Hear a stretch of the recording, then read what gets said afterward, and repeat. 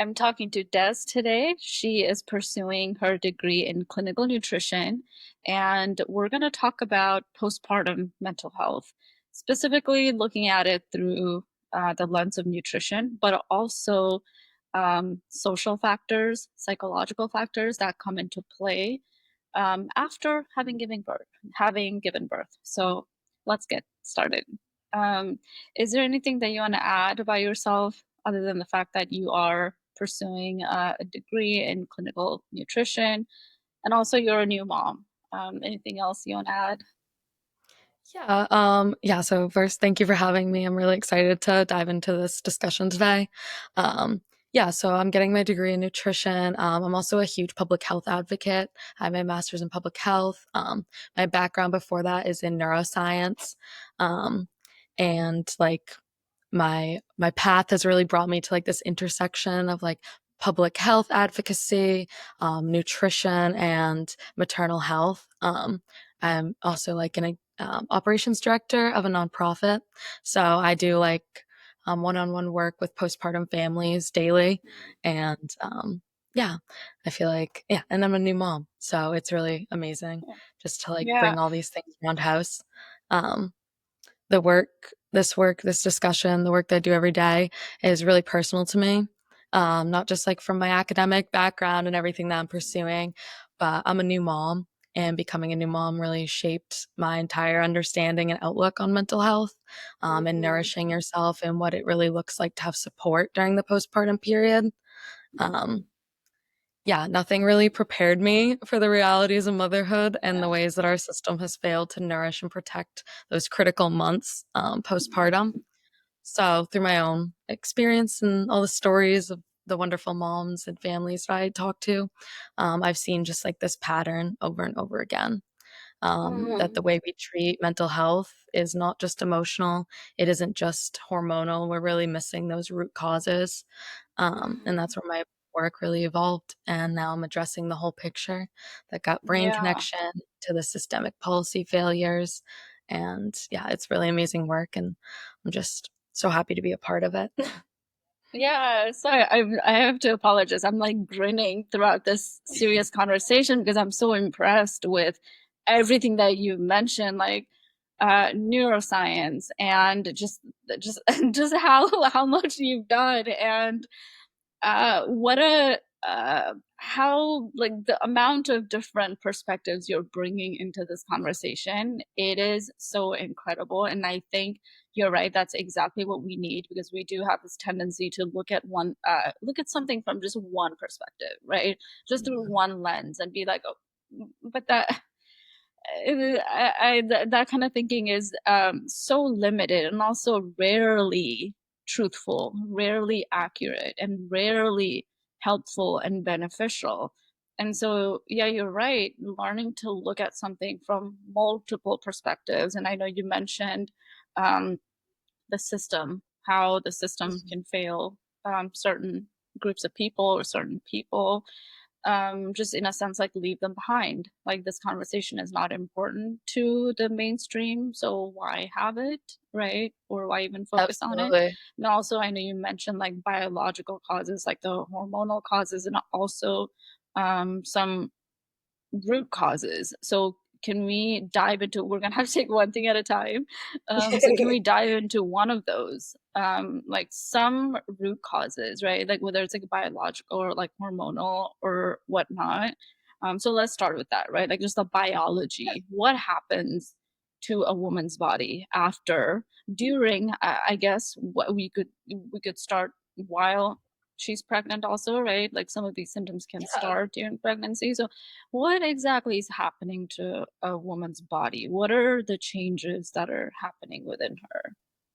Yeah, absolutely. So, like, to just really start out, there's a huge hormonal change that happens in a woman's body from the time she conceives. And, Mhm. your estrogen levels are changing, your progesterone levels are changing, you have prolactin, um, just your thyroid is overworking and your body's overworking. You have a higher blood volume, so you have more hormones pumping through a higher blood volume while you're pregnant and you're growing this baby. And then you also have like like DNA changes because like you're growing a foreign DNA inside of you and it's part of you and your body recognizes that into a certain period. And so yeah, just like during pregnancy, there's serotonin levels that are shifting due to like estrogen changes. Progesterone helps to increase GABA. So if we move like a little bit more like right after you have a baby, um, your um, estrogen levels drop. They just drop right off, and so do your progesterone levels. So like while you're growing the baby, your Mhm. estrogen levels increase. It's about 100 times higher um, Mhm. than normal by the end of your third trimester. And Mhm. within like the 24 to 48 hours after birth, you have a huge hormone crash. It's the sudden withdrawal of all of these hormones that cause emotional instability, the crying spells or baby blues, and then mood lability or like that the high swing and shift of your mood so drastically. It's truly something that I've never experienced before in my life. I've been through grief, I've been through trauma, but giving birth, it's like a physiological response that's causing a lot of these mood instabilities that you have no control over. Um, and then especially for people who like have a personal or family history of depression, these drops can contribute to a lot of those postpartum depression, anxiety, OCD, and psychosis. Um, a lot of people they're like, "Oh, well, it's just hormones," but they don't think about how the hormones affect neurotransmitters that are stabilizing their mood. So again, like estrogen really helps to regulate serotonin. You have 100 times higher, so you're on this like crazy estrogen serotonin high when you're pregnant, and then within 24 hours, those levels are depleted, and you're no longer on that high. Serotonin transmitters are less, so they aren't sending as many messages in your brain. So your mood is not stabilized easily. The progesterone crash leads to GABA decreases that helps calm your brain. So now, like, not only is your mood unstable, but you're also more vulnerable to like the anxiety and the shifts of not being able to control your mood or even cope, like calm yourself down, where normally you might have had like coping skills. Like I have great coping skills. I've been in therapy for a long time, but those don't work when the neurotransmitters, like the chemicals in your brain are no longer acting or in Mhm. as high a degree as they were before. Your body's kind of like going through withdrawals from like Mhm. serotonin and GABA. So those are just like some of the really intense hormone shifts that you go through from the day before you give birth to like 24 hours after. And then it doesn't even encompass like the body changes, how you like Mhm. your body just went through so many things, and it's really hard for a lot of women to like feel comfortable in themselves. And now like part of you is on the outside, and your hormones are all messed up, and it's hard to also look at yourself. Your body doesn't just go right back down. Like you still look pregnant 24 hours after. And yeah, so the hormones, the biology behind it is really insane. Yeah. Um, and then, like, aside from the hormones, birth in itself is a pro inflammatory event. Even if you have the easiest birth, your immune system is activated during birth and including like immune cells in your brain. So you have brain inflammation.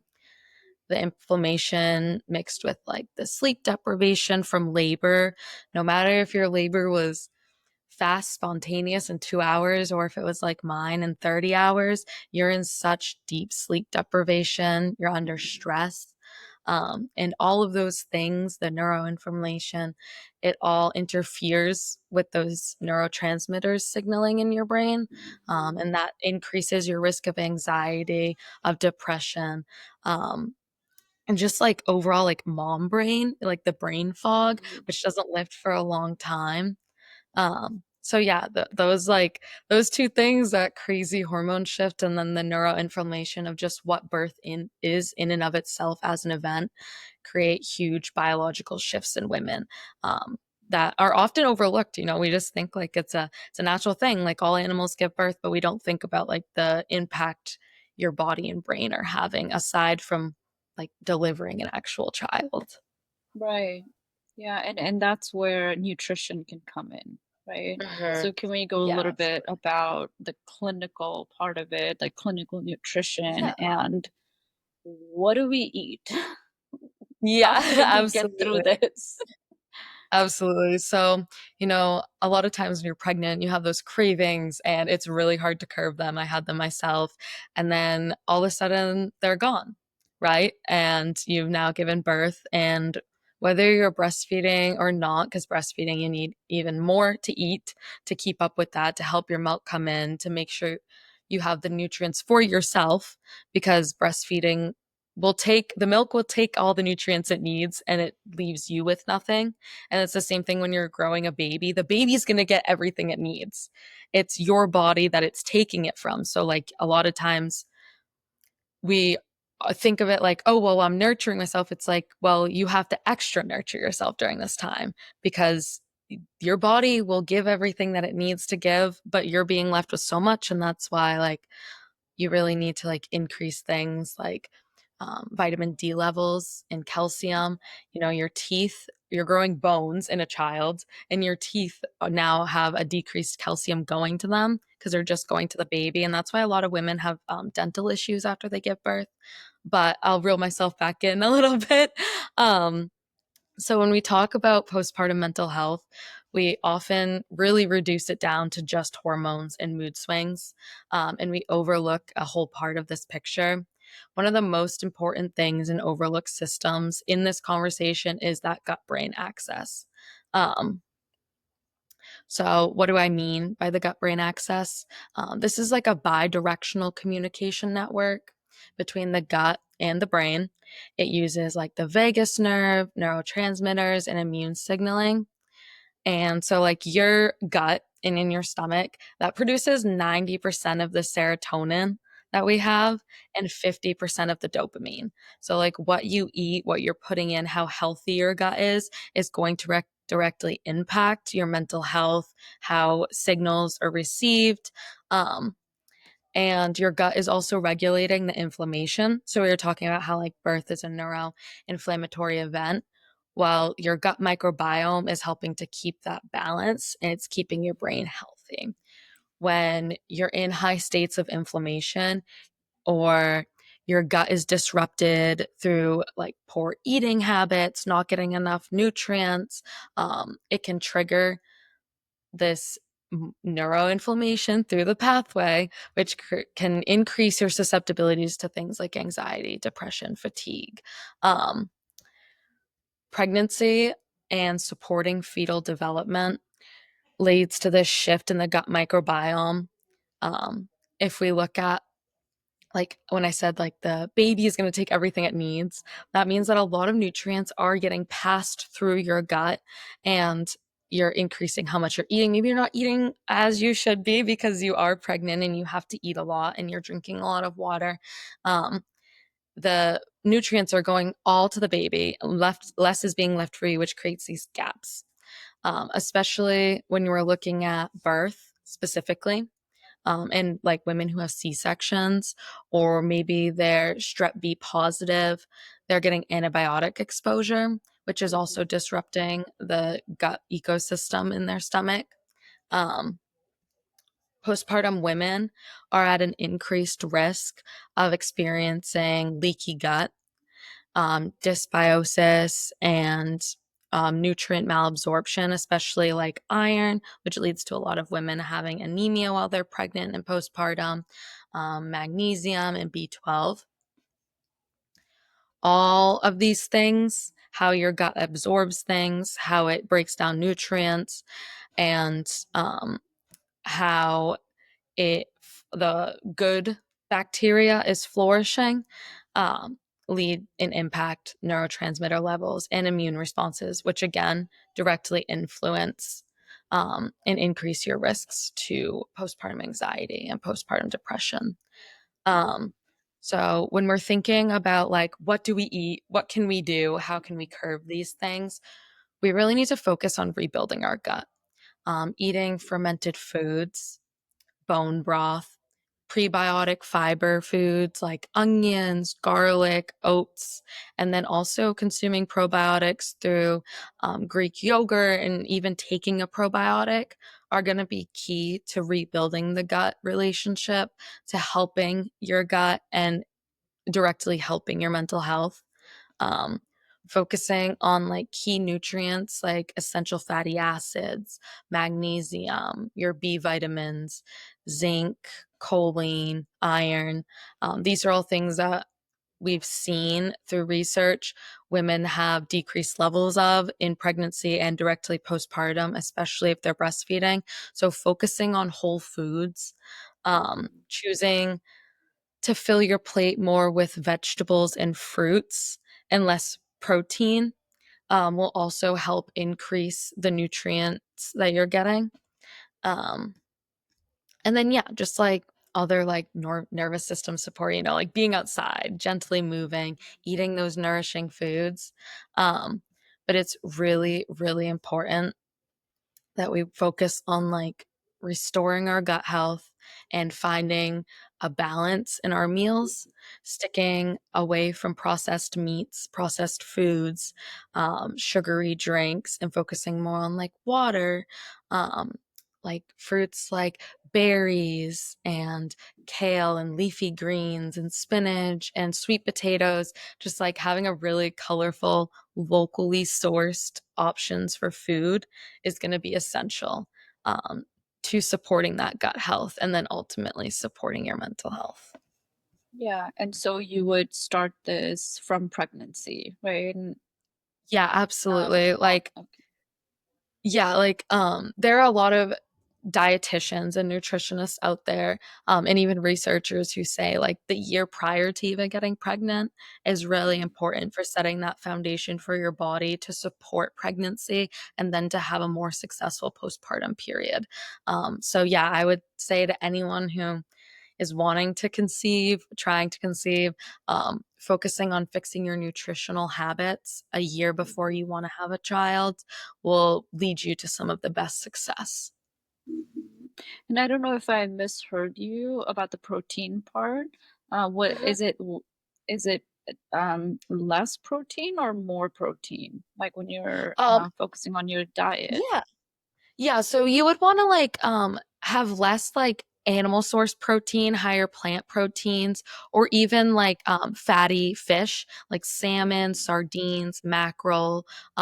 You would wanna stick more towards things like that and lean proteins and a little bit less or further away from like red meats. Red meats are really hard for your body to break down and it can disrupt your gut flora if you're eating too much of it. So yeah, I would say stick more towards like fatty fishes and lean Mhm. protein and plant-based protein, um, and decrease the amount of like red meat that you're eating and consuming. Mhm. Okay, that makes sense. Um, and I know you, so all this, I guess, precaution or self care that you have to utilize, and I know you mentioned starting this journey even before you get pregnant or when you're thinking about conceiving and throughout pregnancy and after giving birth. And so that's a lot on a woman's plate, right? Mhm. And of course, like you can say, okay, she's taking care of her body, that's fine. But also the reality is that a woman is working as well, right? Like Mhm. most women don't have the luxury of just sitting at home, even through pregnancy. Like people Absolutely. tend to work through 6, 7, 9, or 7 months into their pregnancy. Or Mhm. my sister worked until the week before she gave birth. And Yeah. so, how do you begin to just have a conversation with maybe your partner and to ask for help? How do you begin to have this conversation and let someone else in on it and say, hey, these are the Mhm. things that I might be going through? Can I get some help? How can a woman learn how to communicate her needs? Yeah, so these are like some of those real system issues. And like the social system that we live in, especially in America, is really failing mothers. It's failing women. You can, like you said, you can have the perfect diet, you can take all the supplements, and you can still feel like you're drowning.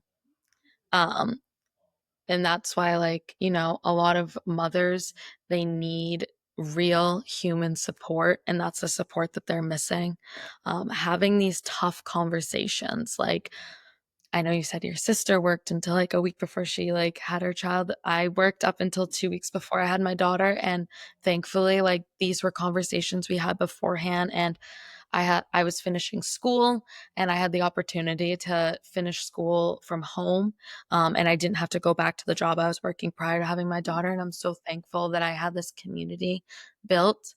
Um, but it's a really hard topic to tackle because there's more at play than just having those conversations with your partner. We don't have supports in this country for parental leave. Some states luckily do have systems in place, but a lot of states don't. And especially for like small businesses, a lot of them can opt out of them because they don't have the personnel. So having an open dialogue is essential for any step of parenthood. And so, really, just feeling comfortable enough to have these conversations, these tough conversations with your partner, and making friends with people who are either also parents. It's I had a lot of friends who don't have children, and the people I've been able to lean into the most are people who do, because they do understand how lonely parenthood is. Um, but then also connecting with people in your community, going to the library for community events, going to the farmers markets, and just trying to find people who have liked interests, because it's going to take a whole community and us also fixing systemically in America the community aspect, especially like today in like post pandemic era. A lot of that community aspect was lost, and we're wired for co-regulation. We're not meant to be in isolation. In so many cultures around the world, postpartum is sacred. It's a collective experience. You go through like the lying in period, where there's shared meals and multi-generational care. And like in South Korea, they have like mother resorts. And after you give birth, you go to mother resorts, and they help you care for the child, and they help care for you. And they're soaking your feet, and they're giving you massages, and they're making your meals. And it's like so normalized all around the world and in all of these cultures. But in the US, mothers are discharged in 1 to 2 days. You're told to call if something seems off.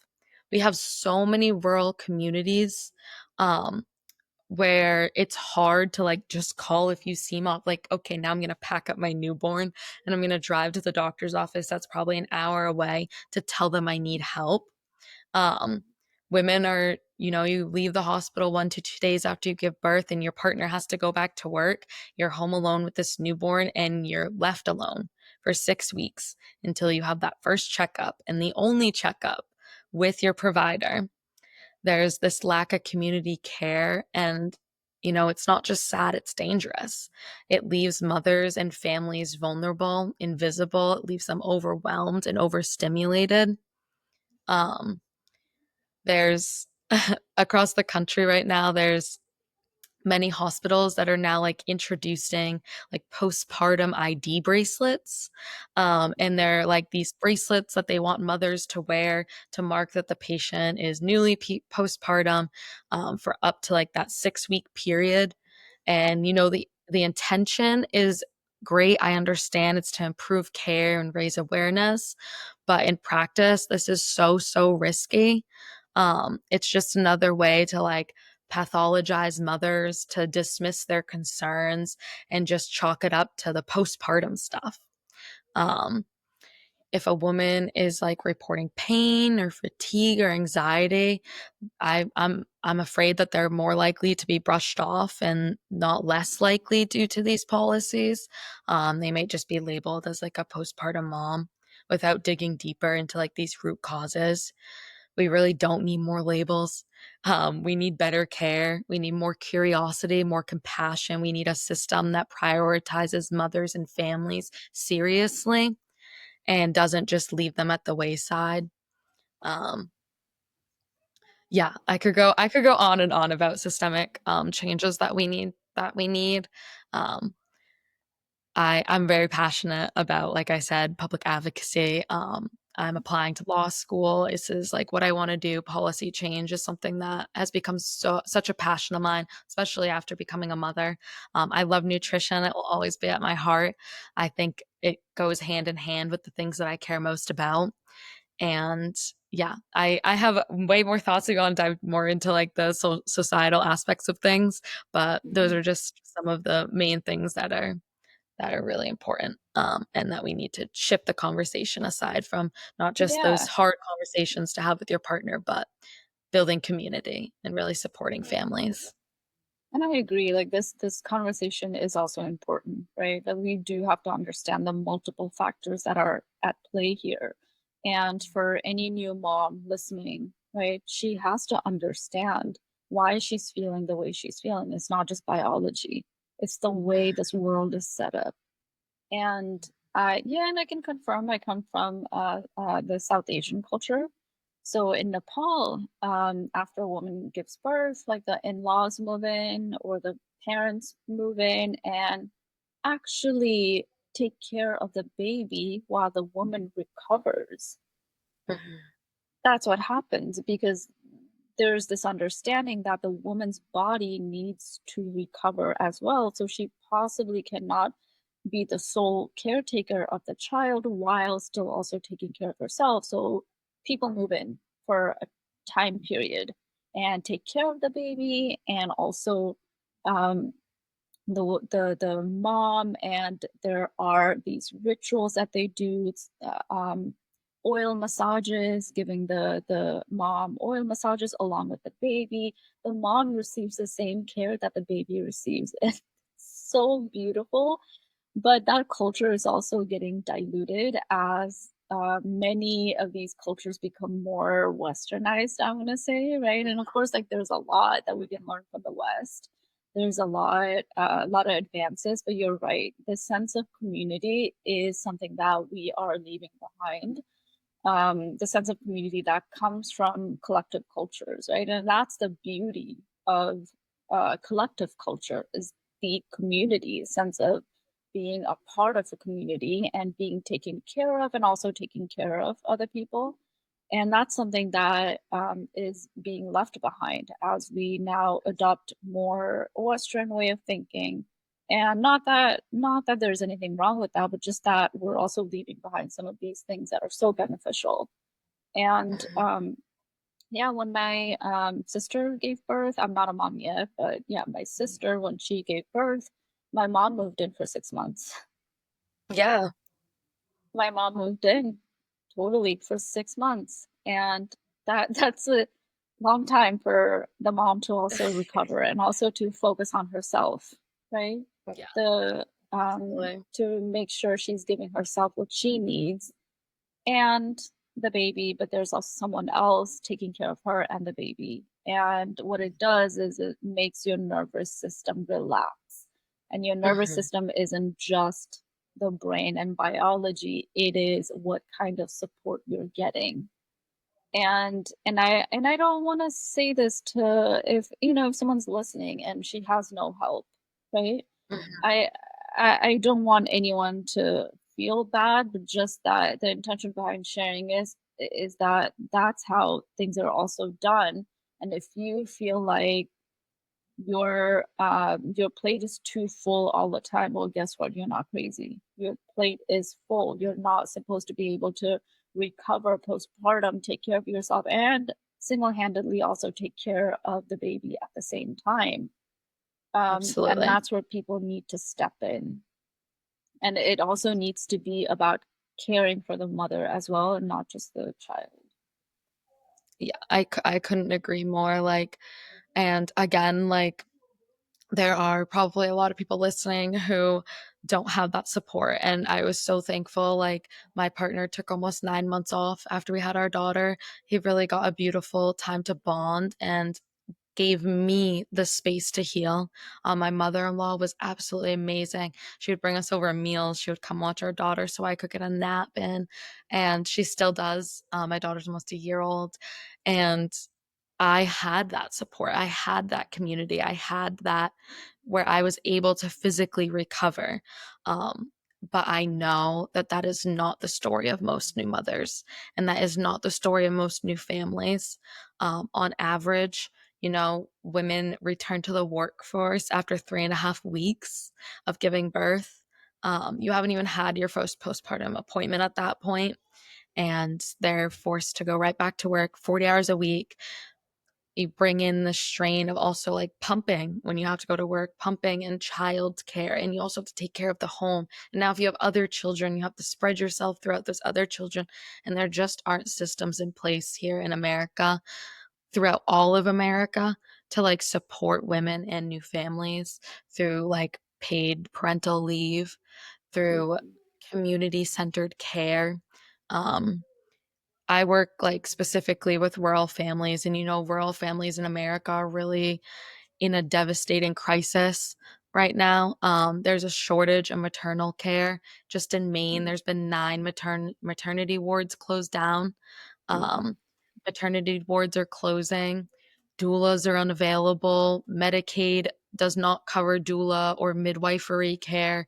Mental health providers are scarce. Mothers are forced to drive hours for care, and most of them will just choose to forego care entirely due to that barrier. This has resulted in, we have a higher maternal mortality rate. We have untreated postpartum mood disorders, and even like the loss of life. Um, when we say like we need to support mothers, this includes access to care, especially for rural and underserved communities, easily overlooked communities. No one should ever have to choose between feeding their baby and driving 2 hours to a clinic to get care. And these are like some really important barriers that need to be addressed in the conversation in order Mhm. to make impactful change. Um, I work with doulas and midwives in my nonprofit work, and seeing the easier transition that mothers and families have in the postpartum period when they have access to um, midwife focused care and postpartum Mhm. doulas is it's unbelievable, because again, we're bringing back that community care, we're bringing back the healing for the mother, we're bringing back in home compassionate care, which is something we really lost. So yeah, Mhm. there are so many barriers, and I'm so thankful that I had an amazing healing experience. um, but like, I again, a lot of mothers don't have that, Mhm. and there's the whole a whole other, like, conversation of, like, the weaponization of, like, CPS and the fear of speaking up.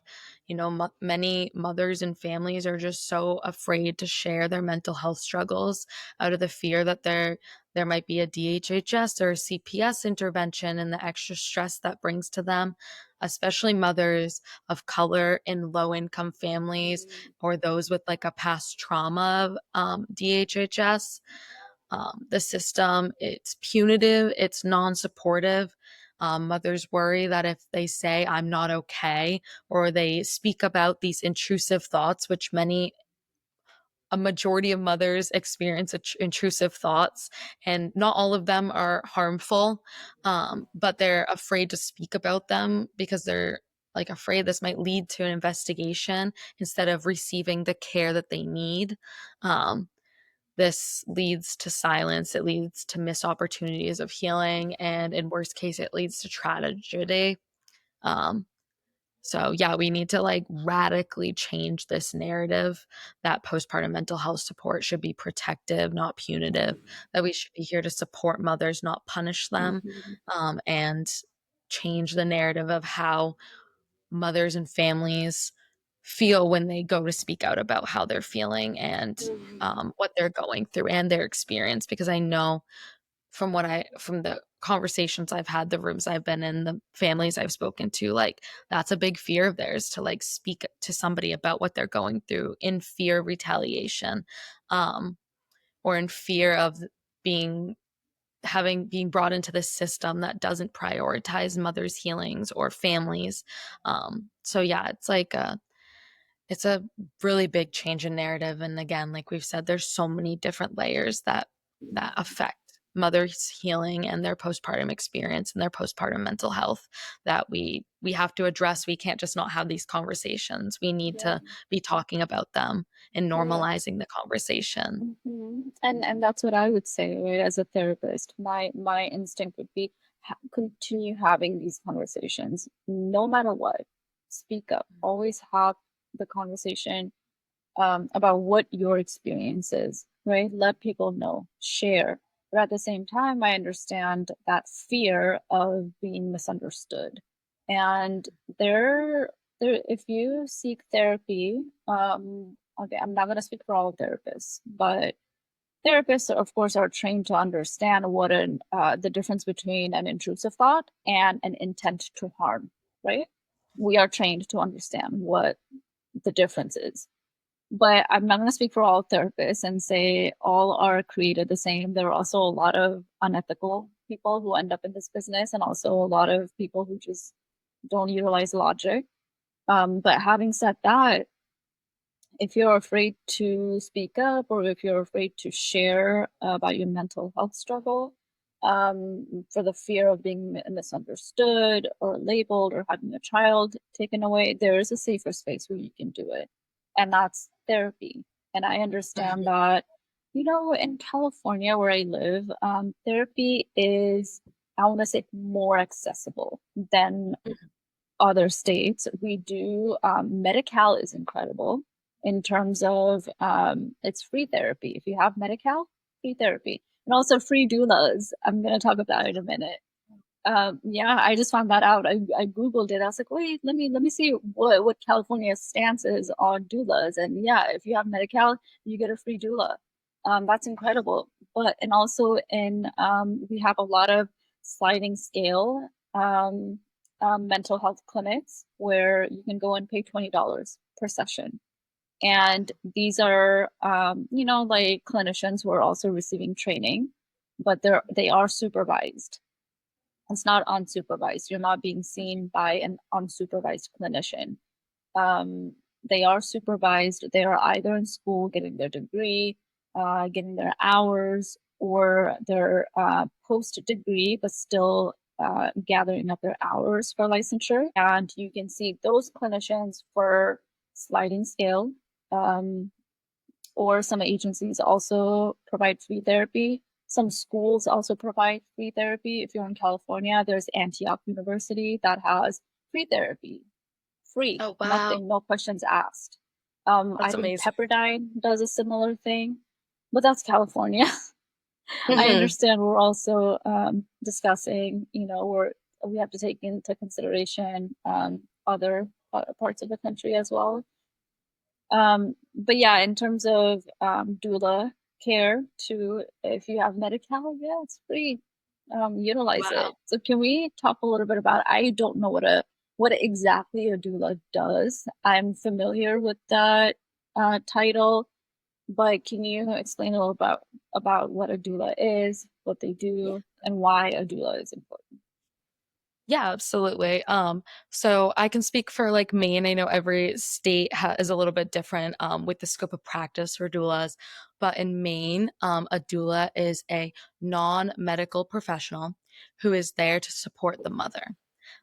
So during delivery, they advocate for the mother, her preferences for birth, like just it's all about advocacy, making sure that the mother's comfortable, that she's safe, that she's listened to, regardless if you want to do a home birth or you want a hospital birth. Doulas, I'm a huge advocate, especially because in Maine, ours is called Maine Care, and they don't cover doulas and they don't cover midwives. And so a lot of mothers here do have hospital births. And luckily, we have an amazing community of doulas who a lot of them work on a sliding scale. A lot of them have scholarships for low income families. And I advocate for everyone to get one.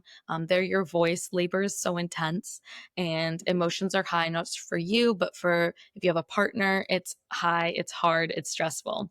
And having someone who sees this and is trained in this and knows how to advocate for you, it can stay level headed and support the mother is so important. I work in with the nonprofit. We work with postpartum doulas specifically, and Mm. so they go into the homes. And they help with childcare, with taking care of the baby, with helping the mother recover. Early intervention are like the doulas we work with. They do like mental health screenings just to check in on the moms and provide them access to care when they need it. They can help with feeding difficulties, whether bottle or breastfeeding. Um, they can help with light housekeeping. The doulas we work with even they get a stipend and they help make meals for the families. So we have like a really nice community, an amazing community. But yeah, there are just some different types of doulas. There's doulas for when you're pregnant and then postpartum doulas, but they're really amazing. They're non-medical professionals. They're there to support mom, which is super important. Um, yeah, so doulas are amazing, and that's so awesome that California has that. Um, I look at a lot of different countries and states and what they implement because I'm trying to implement similar things here in Maine and like advocate for that. Yeah. So yeah, I'll have to look at California's. I know Massachusetts has an amazing doula initiative, and they now have doula care coverage through their Mm. version of Medicaid, and every place should have that. You should have access to the care that you need. It's Yeah. so fundamental and important, and maybe seeing birth and postpartum as less of a medical intervention and getting like the support through mental health therapists and doulas and midwives and seeing it less as like a medical emergency. It can be. There are very scary cases of birth and things can go wrong, absolutely. But normalizing and having those conversations and bringing it back to more community patient centered care and less big system hospital care would I think would support mothers also in their mental health while they're pregnant and postpartum. Yeah. Could we go back to the diet a little bit more? Yeah. And I know we talked about prebiotics and probiotics for the gut-brain axis, but what about for the hormones? Are there like specific foods that women can turn to post-birth or pre-birth or even while thinking about conception Yeah, that so yeah, absolutely. So there are like some really good like herbs and functional foods Mhm. that will help support a woman postpartum. So like some of these, I just want the preface to be out there that not all of these are safe while breastfeeding. And so that's a really important thing to take into consideration. Um, Ashwagandha is an amazing adaptogenic herb and it helps to balance the stress hormones. It is not recommended while breastfeeding. Not all women though can or are able to or choose to breastfeed. So if you are not breastfeeding, it is an amazing herb. And if you take it in teas, um, it is safer since it's a lot less strong.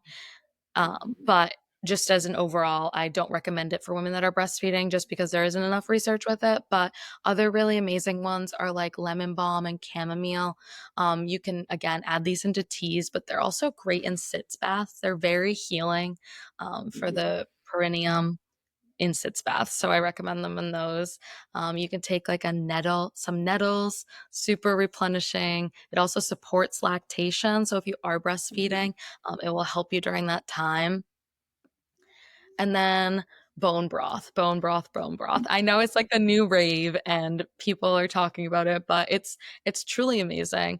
It's rich in collagen, glycerin, and minerals. Super great for you. You can have a little cup of it in the morning. You can add it when you're to things when you're cooking. I recently saw someone made like a hot cocoa out of bone broth. I have to try the recipe, but it looked so yummy.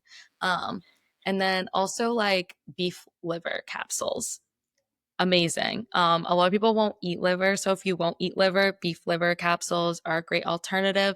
Liver is pretty good too. It's like Mm. it's not that much and it's pretty yummy, but it's super, super nutrient dense. It supports your blood building, it supports your energy. And then again, that gut. Healing that gut is super important. So, you really want to stick to like fermented foods like sauerkraut, kefir, kimchi, to all restore the gut microbiome. And I love adding like kefir to smoothies. It's just an easy way to get it in and not I'm not a big fan of the taste of it, but when I add it to a smoothie, I don't even taste it, and I'm getting that awesome nutrients. Um, so Mm-hmm. yeah, those are just some really key things to like stick to which will help rebalance out those hormones and it will help heal the gut. And those things go hand in hand. And these are practical tools, right? They're just practical things. I mean, um, you're not having to spend too much, or Mhm. you're buying food either way. You might as well just buy the healthy kind. So you're not going out of your Absolutely. way to spend too much money, but these are the things that will help you recover. And along the lines of that, what about how important is working out, like getting some exercise, just moving your body? Yeah. And exercise is so, so important. I do like it's also important to like rest and physically heal after you have your baby. But once you start feeling good, just going on a daily walk, just, I had a carrier, so just strapping her up in the carrier, taking for her walk, or just getting outside, getting some fresh air, it's a great way too if you like have a baby who's maybe a little bit fussier. Fresh air, I swear it's a reset. You take them outside, they get some fresh air, everyone gets a nice deep breath, you go for a little walk, you'll feel better. Hopefully, the baby will fall asleep in the fresh air and you'll get like a little break. Um, Lightly moving your body. Your body just went through so many changes and things are just falling back into place. So, doing some light yoga. Yin yoga is great during recovery. It's very healing, very slow, soothing, and just listening to your body, really turning in and being like, does this feel right? Does this feel good? Not trying to get back to your pre-pregnancy weight. Like those things are not important. Like you really need to honor your body, honor this chapter. This chapter is not forever. So honor yourself, allow yourself to heal, allow yourself to just accept with open arms this new version of you. Um, and yeah, get stretching, get moving. My daughter thinks it's hilarious when I do yoga and she's with me. She turns into the little baby. She just giggles while I do it. And it's so important. And also getting extra help, like a pelvic floor therapist, if you're experiencing pelvic floor insufficiency. Many women do. Most women need pelvic floor therapy after they give birth. Regardless if it was a C-section or vaginal, you need pelvic floor therapy. So reaching out to your providers to get those referrals and getting in to see someone for that. Physical therapy, occupational therapy, like there are a lot of physiological, hormonal changes that happen, but also like birth is intense in any form. It's really intense. And things are stretching, nerves are moving, and sometimes you can get a little injury, a nerve injury if you're pushing for a long time. So making sure to take it slow, but do it. That's like one thing that's really important for moms is just take your time, but really get out there and get some fresh air, take a deep breath, and yeah, just listen to yourself, listen to what feels right, and it'll all work out. But just don't try to overdo it too fast. I know it's like this Yeah. whole culture of snap back after birth, but honor yourself. Yeah. So can we talk a little bit about vanity and Yeah. also changing identity in terms of vanity, in terms of how you look, and also your new identity as a mom, right? Like the psychological change that you have. I hear people say once you become a mom, you never stop being a mom. It's an identity that you have forever from the minute you become a mom until whatever. Like that's your Absolutely. identity. That's always a part of your identity. So can we talk a little bit about just psychologically and also like vanity, like changing, right? Like when you see your body change and you don't look the same, what are some of the changes that can happen in a woman's body? I've heard about people talking about their noses getting bigger. I don't know if that is a myth or a reality. So can we talk about what are some of the changes that could happen? Yeah, absolutely. So, like, there are so many physical changes. Your nose can get bigger. My nose got bigger. It's that Okay. fluid retention. Okay. It's like just you have so much extra blood and so much extra fluid in your body that like those things just swell. Your ankles get bigger. Your fingers get swollen. Your rings don't fit. Even like sometimes your eyesight gets like a little bit worse while you're pregnant. So yeah, and you're growing a whole child. And if you're someone who like might have struggled with some self-image, which is very common, especially for women in this social media driven crazy frenzy that we live in, then it's hard. It's hard to see the stretch marks and to see like I gained 65 pounds while I was pregnant, and I was probably like the best shape of my life before I had a baby. So just like knowing that it's not just gonna like go right away, like it's gonna come off over time. And if, especially if you're breastfeeding, like for some women, it's kind of a toss up. For some women, like breastfeeding helps them lose weight. But for a lot of women, like physiologically, our body will store onto fat when you're breastfeeding because it wants to protect your milk supply. So it is harder for women to lose weight. There's like just Mm. the weight retention, the stretch marks, the postpartum hair loss, the loose skin, just this change of like yourself, your physical identity. It's super jarring. It's like beautiful and wonderful and amazing to grow a human being, but it's very jarring, all the changes your body's going through. Um, there's this societal understanding that you just have to bounce back, that as if you're going to ever return to like this pre-pregnancy body composition, which your hips have gotten bigger, like the your rib cage got wider. Like there are things that are not going to go back into place after you give birth. And in America, especially just how we are, like there's this societal standard that being your pre-pregnancy weight is the highest form of achievement. Like, oh, I wore my pre-pregnancy jeans, and it just creates this impossible standard, instead of really honoring the body that just created life and honoring yourself in this new chapter. When I was pregnant, I did a lot of acupuncture, and my acupuncturist is like this amazing woman, and she is so wise. And I remember her telling me, like, when you give birth, there's this moment where the matron meets the mother and they shake hands, and the matron is no longer, and now you have been born into the mother. It's not only the birth of a human being, like you are now born into motherhood. um and that was just such a beautiful analogy, and I remember those exact moments in labor, like where who I was before I would never be again, and now I'm this new version of myself.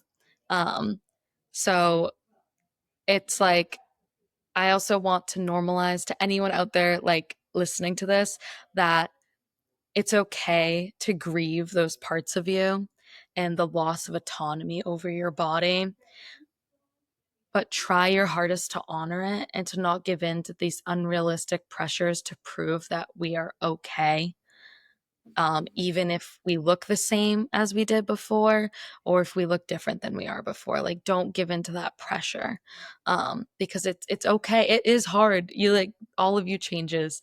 Like you will forever have that child's DNA in your body. There are so many changes that have you've just gone through in such a short period of time. Um, but yeah, really honor this version of yourself, because you will be a mother for the rest of your life. But this period right now after birth, even up to 2 years after birth, when your hormones are finally more regulated, like you won't get that part back. And so honoring this version of you now, and knowing it's okay to be sad, and it's okay to, yeah, grieve those parts of you that you lost and the loss of autonomy. Like there's some days I'm just touched out, I would hold my daughter all day. She's nursing, I'm tired. And I'm like, wow, I just sometimes wish I had those parts of me back. But it's beautiful, and you just honor it and know that you did that. Like you created life, and don't feel the pressure of society to just come right back. Yeah, that's beautiful. Um, yeah, because we the point of these podcasts, right? Like, of course, is to have the difficult conversations, the things that like are not normal or are not normally being talked about in mainstream spaces, but it doesn't mean that it's all doom and gloom. It doesn't mean that because we're only focusing mostly on, okay, these are the problems that you can encounter, right? So I also, and you've touched on it so beautifully. Um, I also want to end with the beauty of it all and why it's worth it for a lot of people who want to have this journey, right? but might be a little hesitant, might be a little cautious, might be a little afraid, like me. I don't know I don't know what is coming, right? And so when I hear these things, it's like, okay, I definitely have to prepare myself. But this is definitely something, a journey that I want for myself. So there, can we, what else do you think you might be able to add in terms of, I love what you said about it's a changing identity. It's almost a transformation, but I'm not sure if it's a negative transformation, right? Like what kind of strength are you gonna have as that identity that you have as a mom? There's a little person looking at you like you're their entire world. That has to shift you. That has to make you more confident. And that has Oh, to yeah. shift you from being in that little girl mode to I'm a woman now mode, right?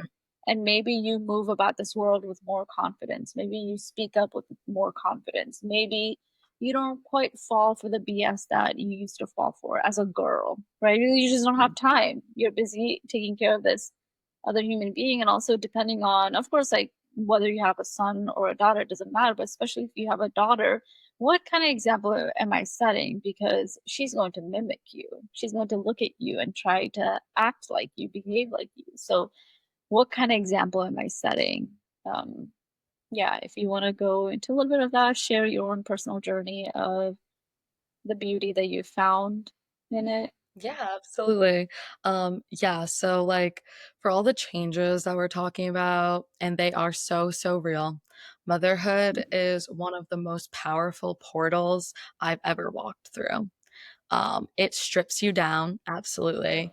It brings you face to face with your limits, but it also cracks you open to love that's so fierce and so primal that it really reshapes every single cell of your body.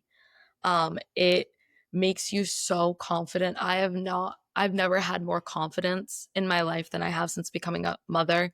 Um, I've struggled through most of my life. I graduated college young.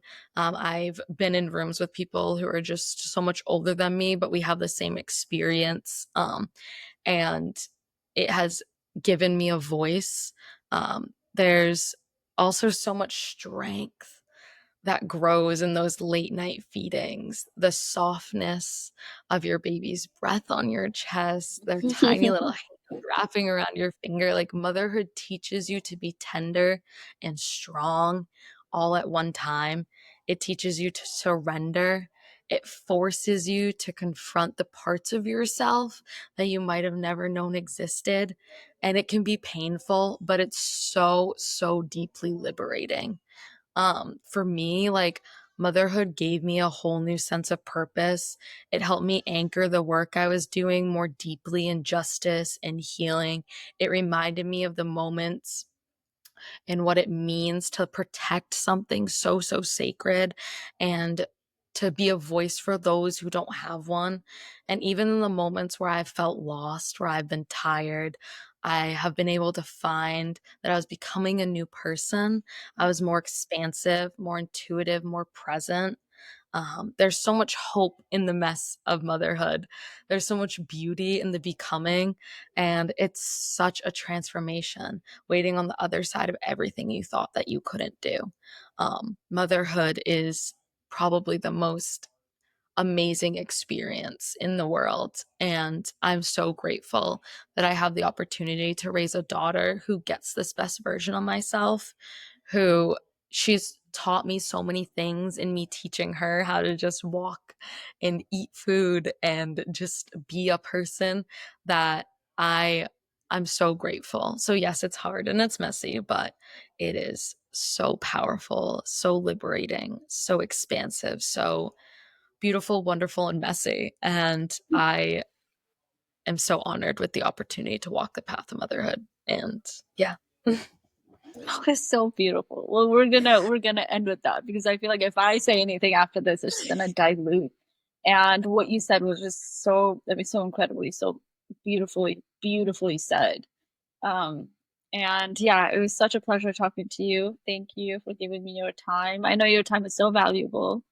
Um, yeah, thank you for being here, having this conversation. And I've learned so much personally, and when I go back and watch this again, I'm going to continue to digest some of the other things that you've talked about because we touched upon a lot.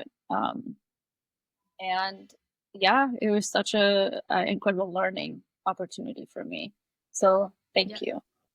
Yeah, thank you so much for having me. This has been a wonderful conversation. I love having these conversations. I love just being in the rooms with people who have expansive minds and the ability to talk about things that are hard to talk about. So thank you so much for having me and allowing me to yap away.